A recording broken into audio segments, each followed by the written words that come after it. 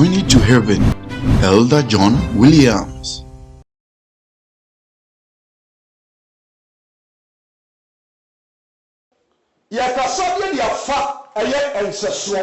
On parle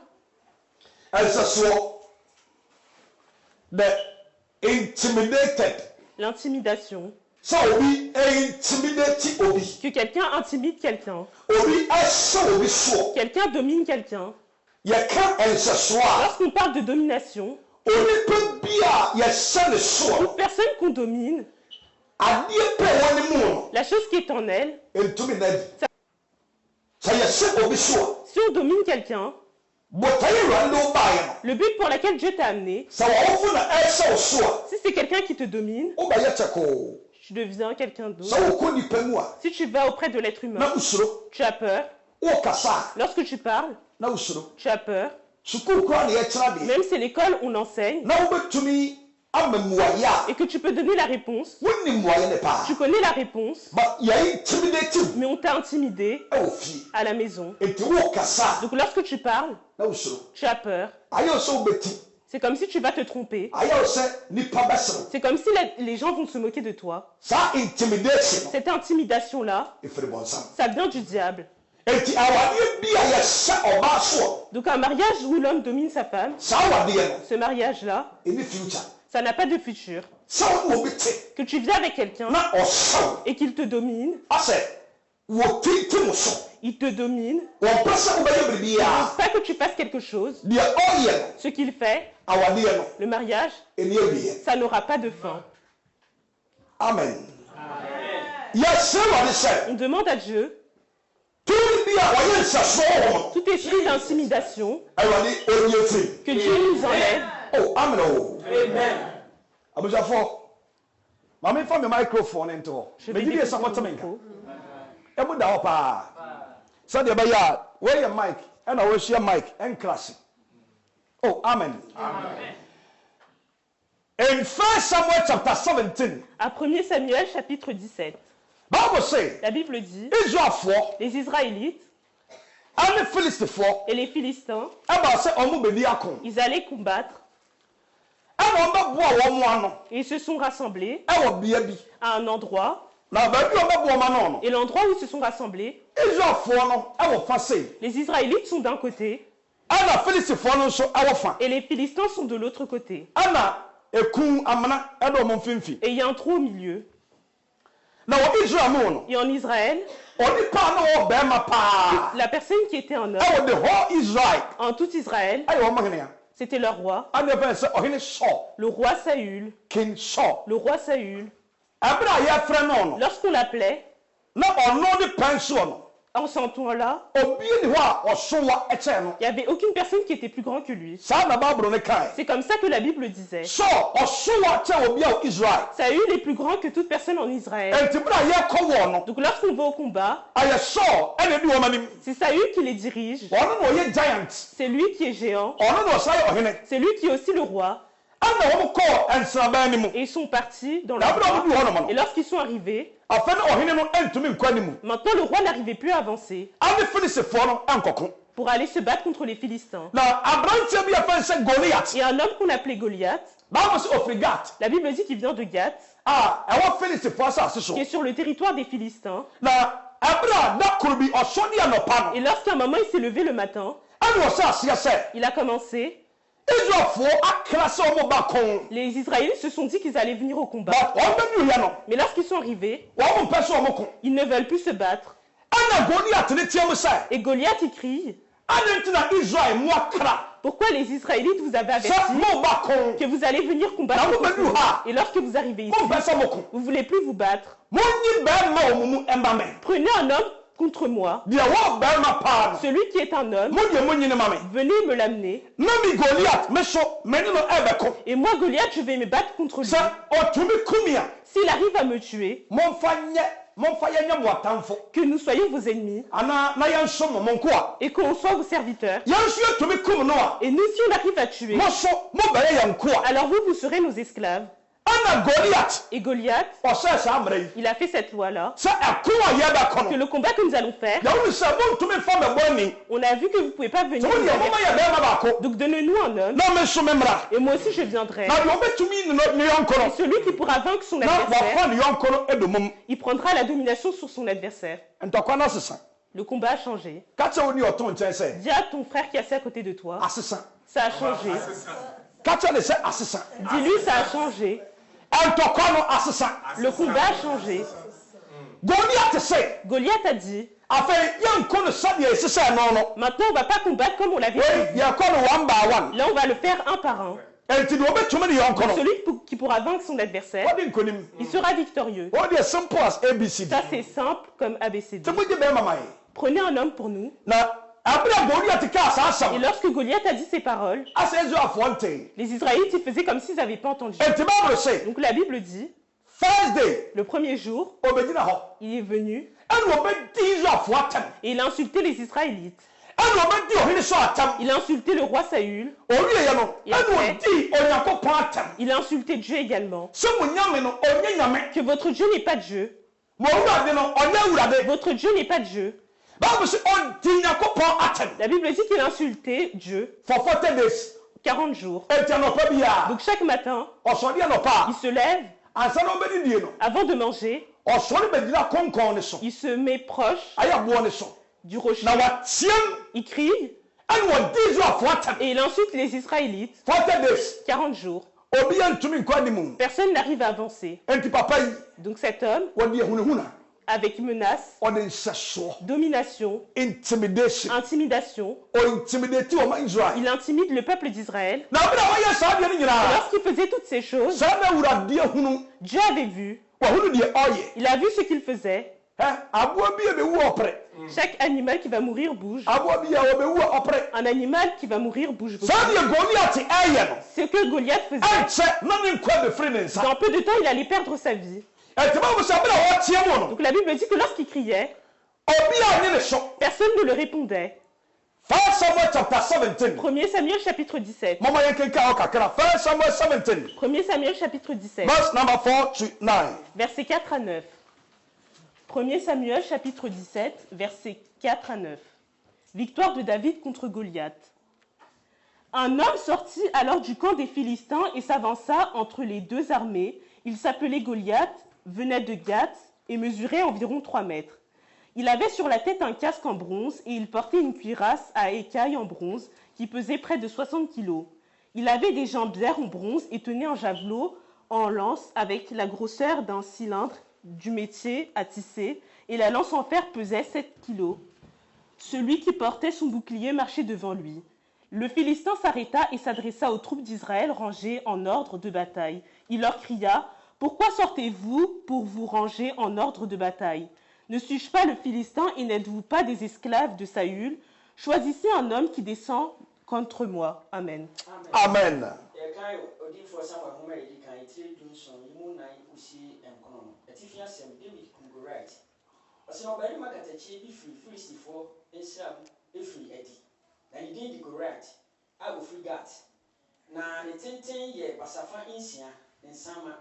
na corporate infrastructure eshemiti no she corporate infrastructure abon akodi akotade na nakotade no emuduro ye emitebana impim no na corporate infrastructure inkatabo kata ne nan ho na corporate infrastructure pema ewo ne matiri eso na ne pia epia te se nyanmuofo ensradua o na ne pia dua ate se entomanyonfo ensadua na ne pia ti kari dadie emetebana ahensia na enchichiri kurani di nanim echem kurani na enchem kurani edi nanim na obegina ho ta tia mu frɛ Israel mpeso aka kyerɛ wɔn sɛ adia na mu firi aba mpeso yi so we beku yi me ye Filistini na mo enso mo nye so nkoa munyi mo barima bi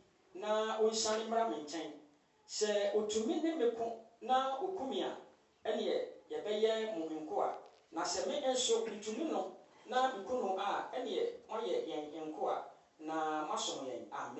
Amen. Bon, ça me casse pas ma Amen. And Goliath was drawn the battle line. Donc Goliath a dessiné la ligne de bataille. Que ramenez-nous un homme. Et nous aussi on choisira un homme. Et la Bible dit, lorsqu'il était là, il criait. Dieu avait préparé quelqu'un avec lequel il allait humilier Goliath. Donc la foule qui est venue, qui est la foule des Israélites, Dieu il a dit qu'il allait passer par aucun d'eux pour tuer Goliath. Il allait appeler un enfant qui était âgé de 18 ans. Et cet enfant de 18 ans, il allait l'humilier avec. Et lorsque cet enfant est venu, la Bible dit qu'il s'est battu contre Goliath. Et lorsque Goliath regarde l'enfant qui arrive, il a bien insulté les Israélites. Parce que je recherche quelqu'un pour me battre. C'est pas un homme de 18 ans. J'ai dit ça a changé. Ça a changé. Le combat a changé. On ne va pas se combattre contre on ne va pas combattre comme cette année, ça a changé. Lorsque l'enfant a commencé à descendre, Goliath n'a pas pu s'approcher. Il a lancé. L'enfant a sorti sa lance, il en a lancé un seul. Il a lancé un seul. Et il en a lancé un seul. Les cris qui criaient pendant 40 jours, juste une petite pierre, juste une petite pierre, s'est rentrée dans son front. Et lorsqu'il tombait à terre, si quelqu'un te frappe, que tu vas tomber, si quelqu'un me pousse comme ça, je reculerai. Si quelqu'un me frappe, je vais tomber. Mais afin que la gloire appartienne à Dieu, lorsque la pierre est arrivée sur Goliath, il s'est agenouillé devant Dieu avant de mourir. Ça montre que tous les pouvoirs se rabaissent devant Dieu. Donc Goliath, il s'est agenouillé avant de mourir. In 1 Samuel, à 1 Samuel, chapitre 10, Samuel, il a dit à Saül, Dieu m'a dit de te oindre sur le territoire d'Israël. Et je vais te oindre d'huile. Et lorsque tu lis 1 Samuel chapitre 10, il a utilisé le même terme. 1 Samuel chapitre 10, versets 4 à 7. 1 Samuel chapter 8, verse 4 to 7. 1 Samuel chapitre 8, versets 4 à 7. Demande d'un roi par Israël. Tous les anciens d'Israël se rassemblèrent et allèrent trouver Samuel à Rama. Ils lui dirent, te voilà vieux, et tes fils ne marchent pas sur tes traces. Maintenant établis sur nous un roi pour nous juger, comme on trouve dans toutes les nations. Cela déplut à Samuel qu'il dise, donne-nous un roi pour nous juger. Et il pria l'Éternel. L'Éternel dit à Samuel, écoute le peuple dans tout ce qu'il te dira, car ce n'est pas toi qu'il rejette, c'est moi, afin que je ne règne plus sur eux. Amen. Amen. Kopim un son.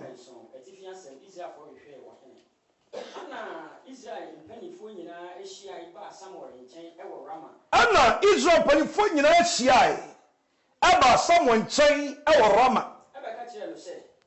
Abɛka kyerɛ Samuel sɛ Samuel waba akɔkora.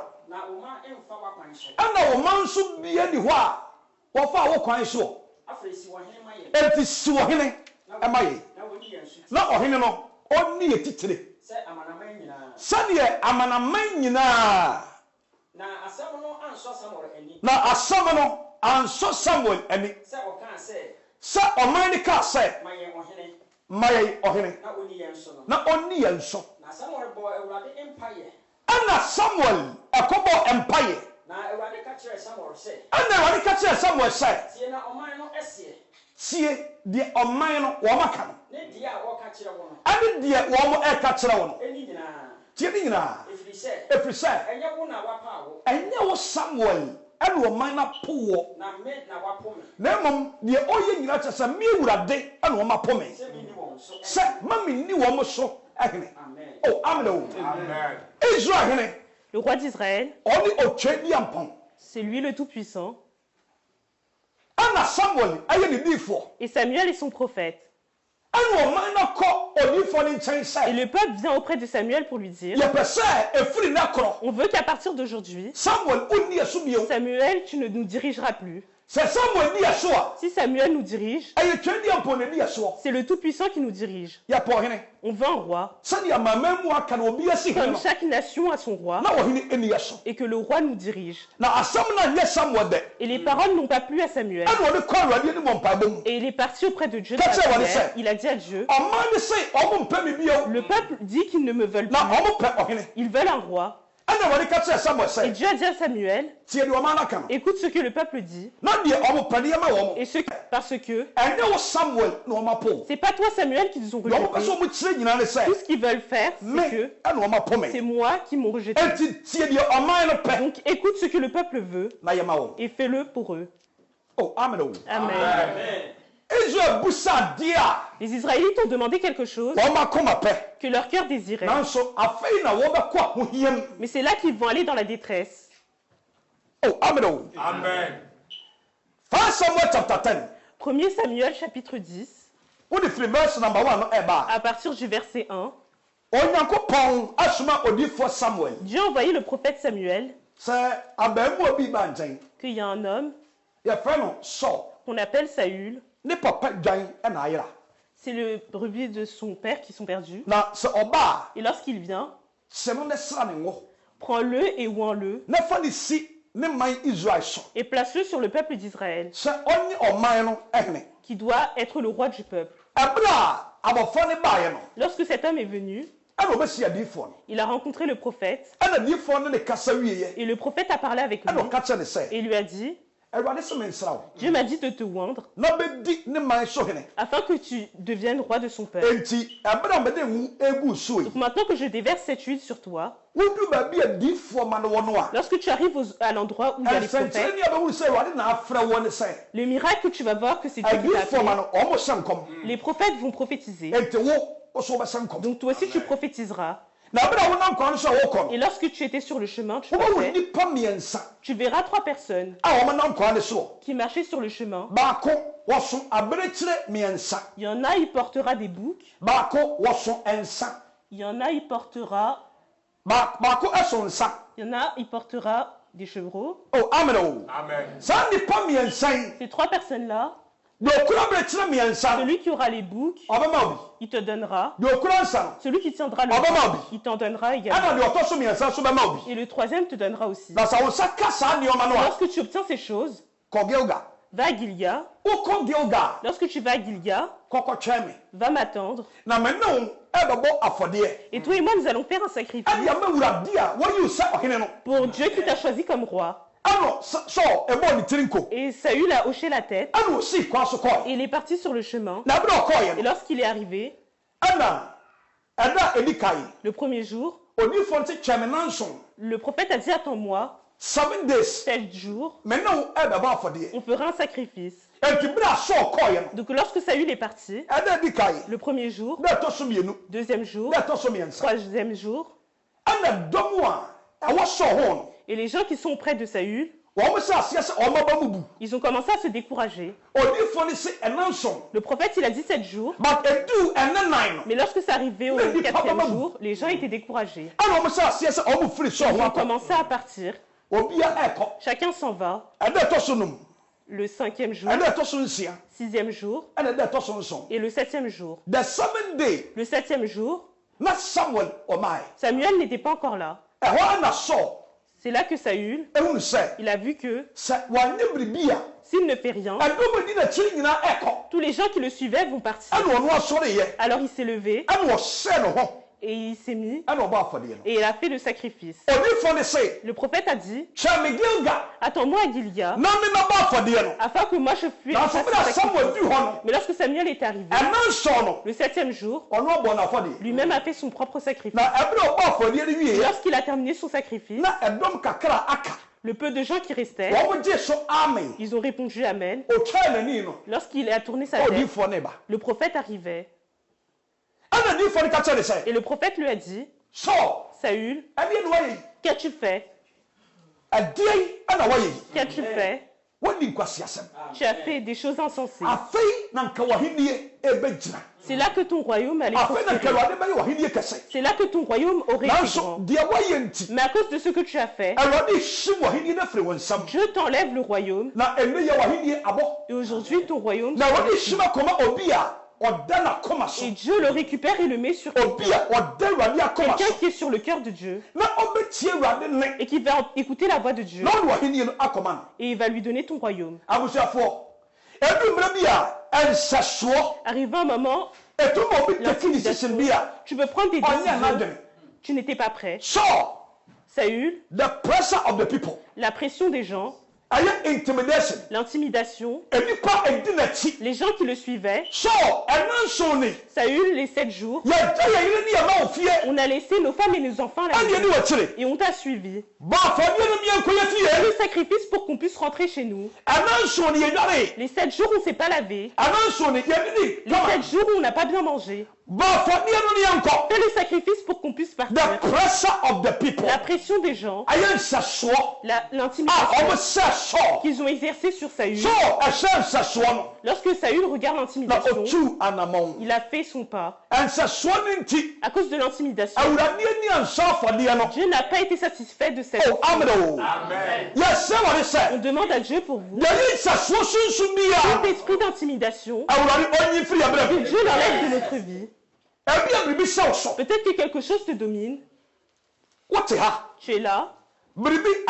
Quelque chose t'intimide. Les choses ne vont pas. Tu vois dans ta vie que c'est pas comme ça que Dieu t'a créé. Les choses que tu traverses montrent que ça ne va pas. Quelque chose lutte contre ton corps. Il y a une maladie qui vit dans ton corps. Il n'y a aucune prière que tu n'as pas fait. Il y a autant de jeûne que tu n'as pas fait. Mais la chose n'est pas prête à disparaître. Il y a quelque chose qui t'intimide. Cet esprit d'intimidation. Que Dieu l'enlève. 1 Samuel. Prenez votre Bible. 1 Samuel chapitre 10. Verset 8. 1 Samuel chapitre 10 verset 8. Puis tu descendras avant moi à Gilgal. Je descendrai vers toi pour offrir des holocaustes et des sacrifices de communion. Tu attendras 7 jours jusqu'à ce que j'arrive vers toi et que je te dise ce que tu dois faire. Amen.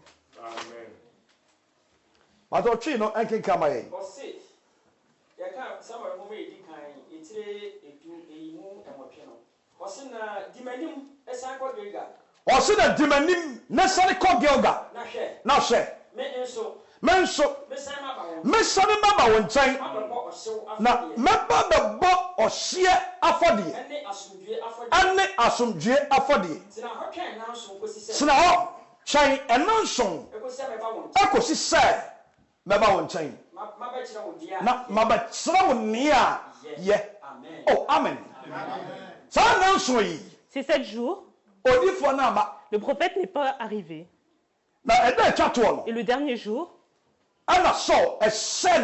c'est là que Saül il a fait le sacrifice. Lorsque tu lis, il a dit je me suis ordonné à moi-même. C'est pas Dieu qui l'a ordonné. Chaque chose que nous faisons, que ce n'est pas Dieu qui nous a ordonné, ne le fais pas. Tu fais quelque chose, mais Dieu ne te l'a pas ordonné. Ne le fais pas. Que Dieu te parle. Chaque chose que tu fais, que Dieu te donne l'autorisation. Avant que tu le fais, tu puisses le faire. Si tu pries pour quelqu'un, tu es un membre de l'église.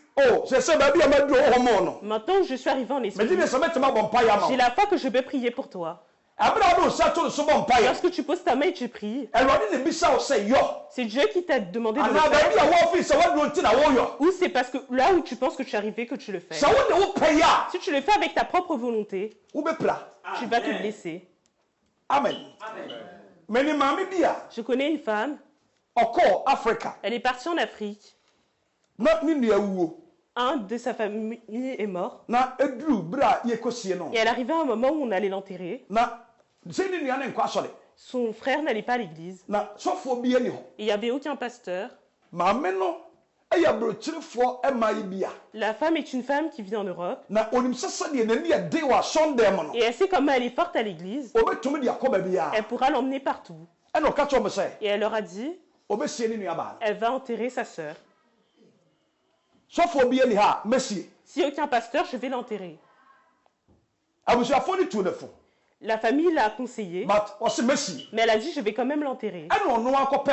Et elle est partie chercher la Bible, comme les pasteurs le font. Elle l'a fait parfaitement. Et elle a enterré sa sœur.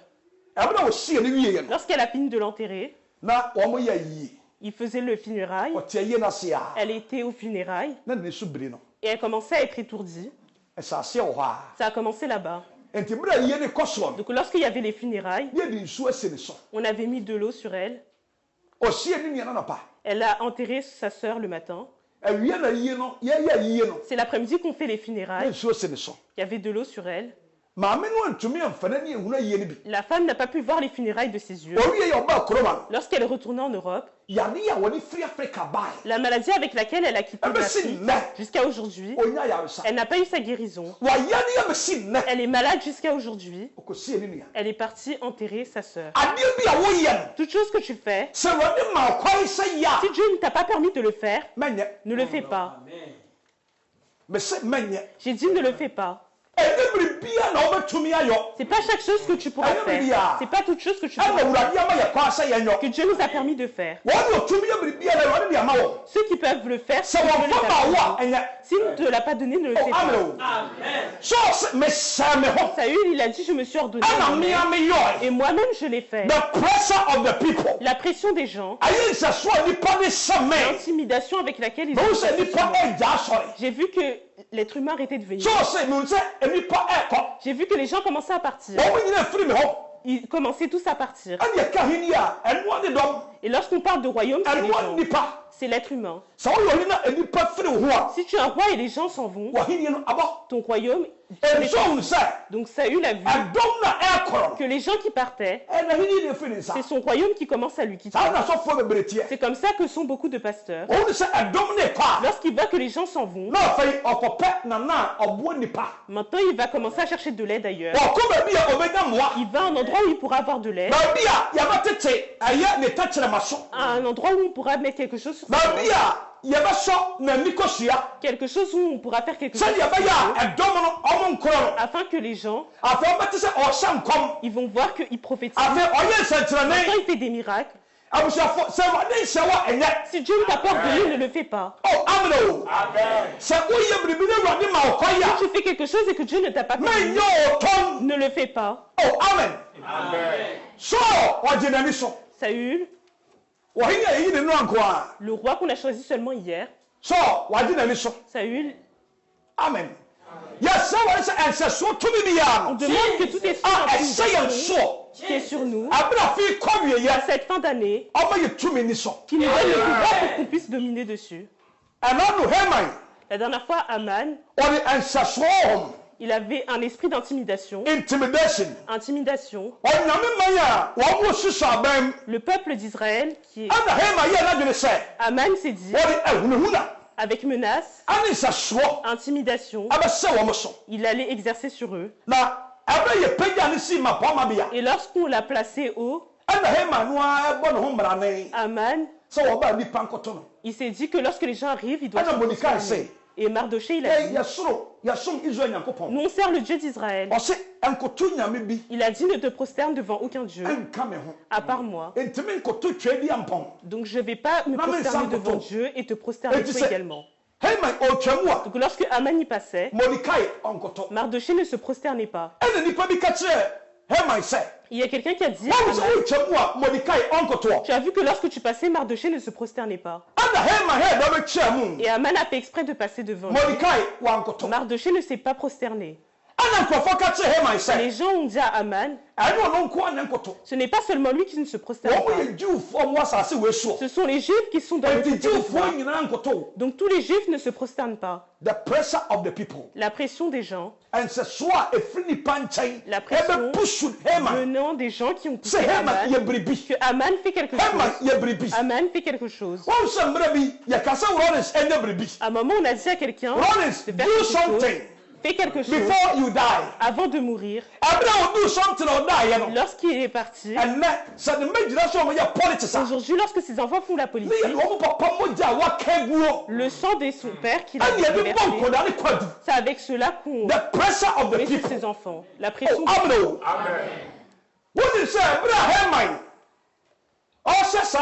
Lorsque Aman faisait cette loi, il a entendu que ce n'est pas seulement Mardoché qui se prosterne pas, tous les Juifs aussi.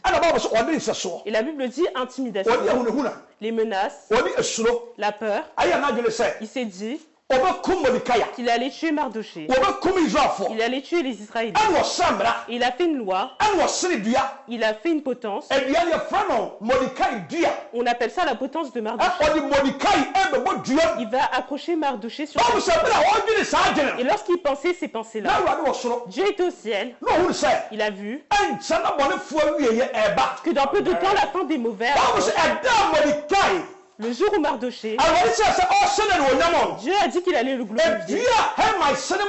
La potence que Aman avait préparée pour lui, on a accroché Aman lui-même.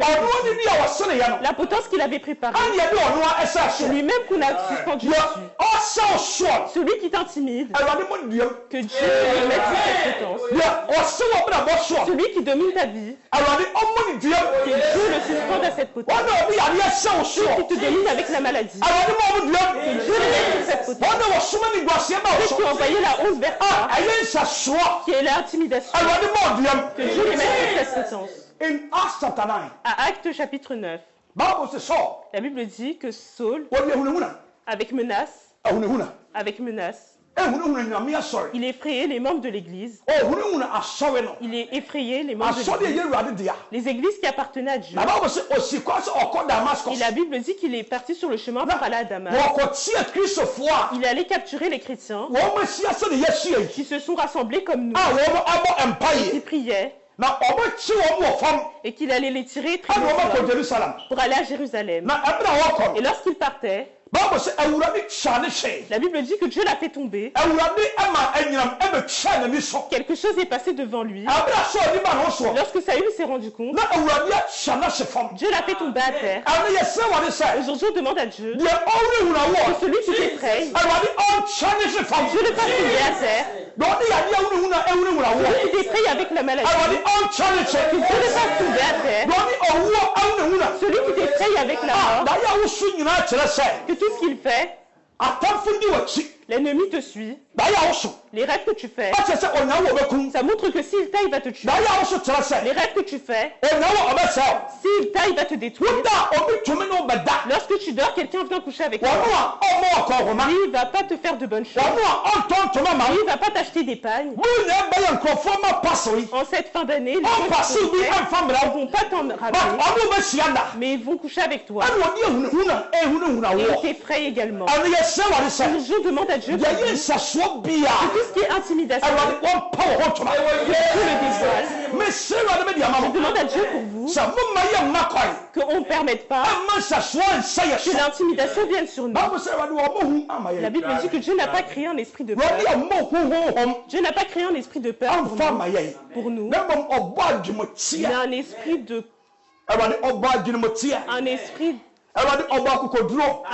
courage, un esprit de force. Je demande à Dieu pour vous tout ce qui est esprit d'intimidation, un esprit qui domine l'être humain. Il y en a, ils entendent une voix qui doit se jeter dans la rue. Il y en a, ils sont dans une tour, se jeter. C'est un esprit d'intimidation qui va te tuer. Que Dieu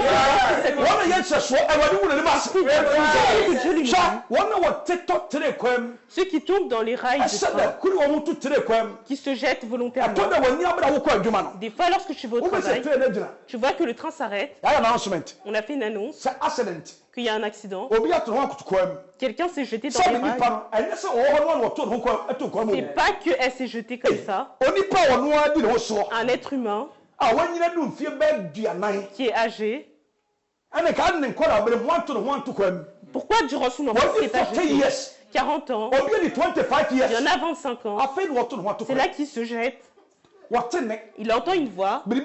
Quelqu'un lui ordonne. Un esprit le domine. Cet esprit qui le domine. C'est ça qu'il a fait qu'il se domine.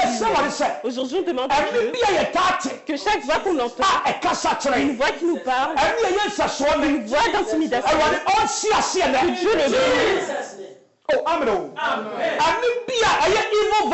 Chaque mauvaise voix, une voix qui n'est pas la voix du Dieu, c'est la voix du diable.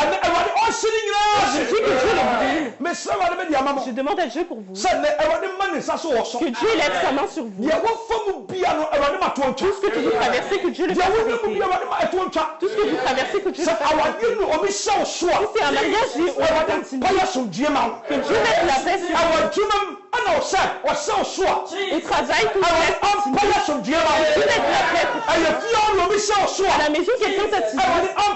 Dieu mette la paix pour toi. Quelqu'un peut aller à l'école. Et à cause de son enseignant, il n'arrive pas à travailler.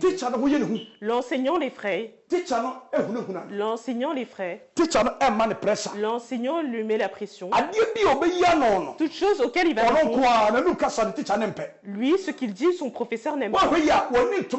Si tu ne fais pas attention, tu ne pourras jamais être content. Tu ne pourras jamais apprendre. Si on met un esprit d'intimidation, si Dieu ne te fait pas grâce, j'ai dit tes bonnes choses, il va les casser.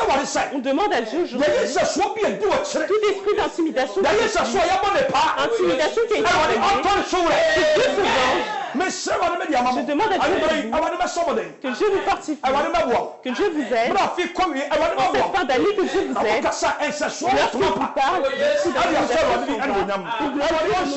Dieu vous bénisse. Dans le nom de Jésus-Christ. Amen.